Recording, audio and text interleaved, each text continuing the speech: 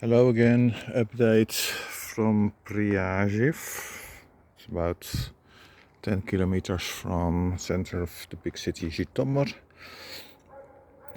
About the bicycle. I've been using this with this Sony Xperia XZ, which was a second-hand phone I got from a relative.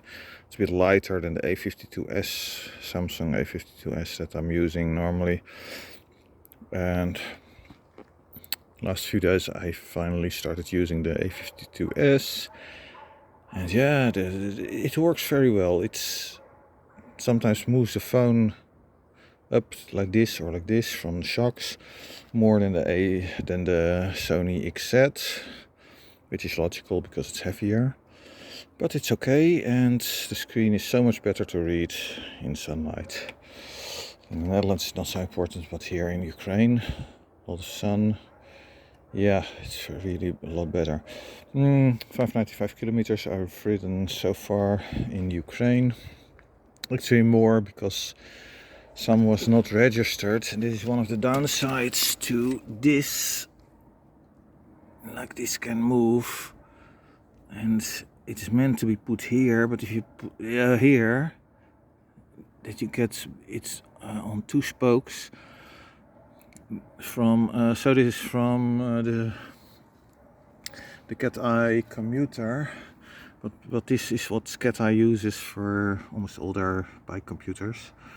So this is a bit of a downside, because you can't move this backwards, because this sensor here is for the cadence. So if you don't want the cadence, then you can move it back, and you can place the magnet here, but otherwise you need to place it around here. And so I lost quite a bit of kilometers, which is not important for anything except just to know how much everything has been used, the saddle for example. So I need to keep track of this, which is a bit annoying. So yeah, I'm thinking of getting taking with me one of those old Sigma bike magnets from their bike computers. I think I have a few of those left, and they don't rotate so quickly. What else? Let's see. Yeah, everything gets tested from the bad roads in Ukraine very well. I had some of the bolts here shake loose. I put some glue on it. I didn't have thread locker with me, but I did have contact glue with me, so I used that. That works very well as a thread locker. Yeah, what else? Bike bags, Sahoo. So this one I bought in Ternivtsi. So these have been used more than 600 kilometers on all the bad roads, mostly bad roads. Good roads are rare, but some actually, wow, they're good enough asphalt roads. But I went in Kiev, so this was the only one in this size that I could find in Ternivtsi, which is a small city. They had a smaller bag and I bought that, but it was too small. This is 20 liters, the other one was 10. So in Kiev I went to a bike shop that a friend recommended, Go. They had exactly the same model, and I like it so far. It's held up. So the first one is held up for 600 kilometers. Oh, wait a minute. It has not held up. Yeah. What can I say? That's a disappointment. Oh, here as well.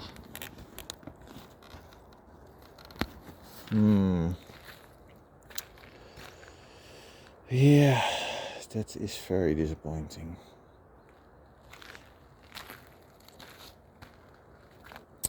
Right, don't buy this brand. Okay, Pinion. Yeah, there was this video by Nomad's Trails about the roll-off being less efficient than the Pinion, the say 112 they used. I don't really think that's possible. That you can feel the difference between them, even if it were more efficient, because the roll-off is a few, up to 5%, I think it is. Euler from Schmidt did measurements of the P1.18 and roll-off and other hubs, and the roll-off is slightly more efficient than the Pinion 18 speed.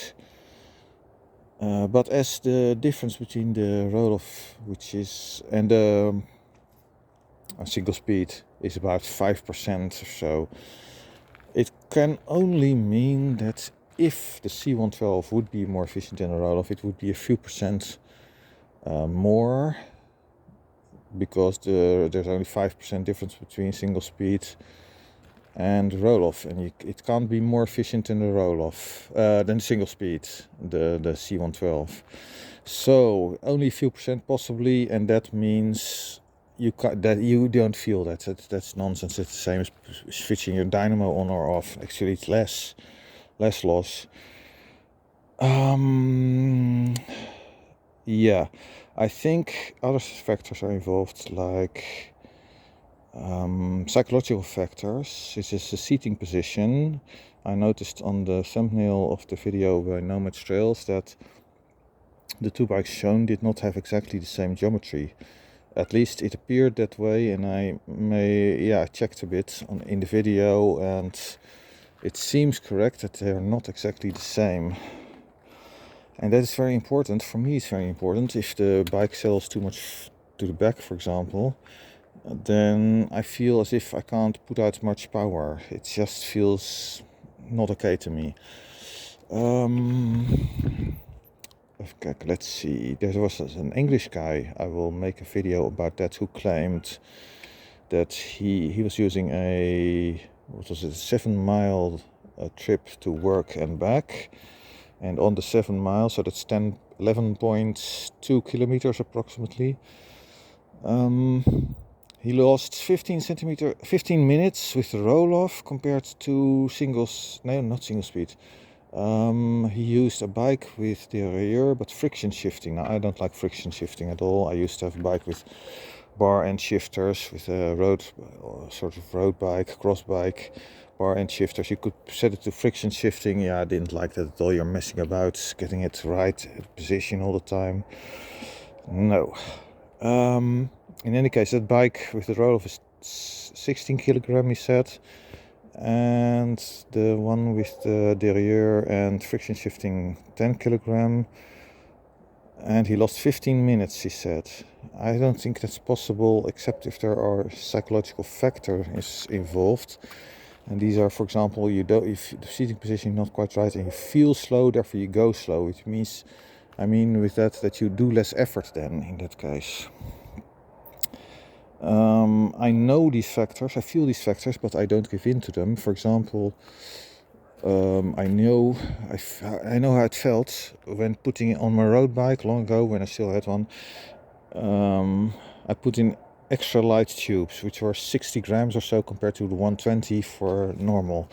So that means in total for the two you win 120 grams, and as the rotating mass, if it's here at the end, is approximately worth double, you need double the energy to rotate, because you need to give it a forward speed but also the same rotational speed. You can calculate that that analysis works actually exactly like that. So you need twice the energy to accelerate it. So it's 120 grams lighter, which means 240 grams effectively you need to accelerate less, or with the heavier inner tubes, 240 grams you need to accelerate more. That's not much. That's not much at all. And if you, what's it like? A few apples or something. That's a third of this water bottle, of the water in the water bottle. it's not that as if you're suddenly going a lot faster because of that. It's not possible. However, I did feel faster. And why was that? Because of the effect of the rotation of the wheel, the stabilization means that it was very much easier to move the wheel left right. So your bike feels more agile, you feel faster, and yeah, then you do more efforts and you go faster. Yeah, you go faster because you do more efforts, and you do more efforts because you feel faster. And you feel faster because there's some slight change in the bike. Anyway, these effects are important if you're not pushing out maximum power, for example. But if you think, whoa, it is heavy going, then you don't do much effort. Anyway, oh yeah, shifting under load. Yeah, the guy, the English guy who mentioned that about 15 minutes loss, I don't think that's possible. I made some calculations. I think from those calculations I already thought, yeah, it doesn't make sense. But he mentioned something else, which is shifting under load. Yes, it is possible. Not always. Sometimes it gets stuck when trying to go to a lighter gear. But you can shift under load, and it's actually better, nicer, in the sense that you don't get that clunk noise of the freewheel so much. Okay, I think that's it for now. Saddle. Yeah, it's been used 620 kilometers or so, plus in the Ukraine, plus about 200 is 820 kilometers. I tightened it since the last video a little. Also, an issue I found was that the chamois in my cycling trousers, so I brought cycling trousers and a cycling shirt with me, was loose on one side, so that has contributed to this discomfort and why I didn't ride really long distances, even when it was going well, when the roads were fairly good. But yeah, I still feel it. I feel it is not just that, but I've been riding with my normal clothes last few days. Okay, that's it for now. Bye.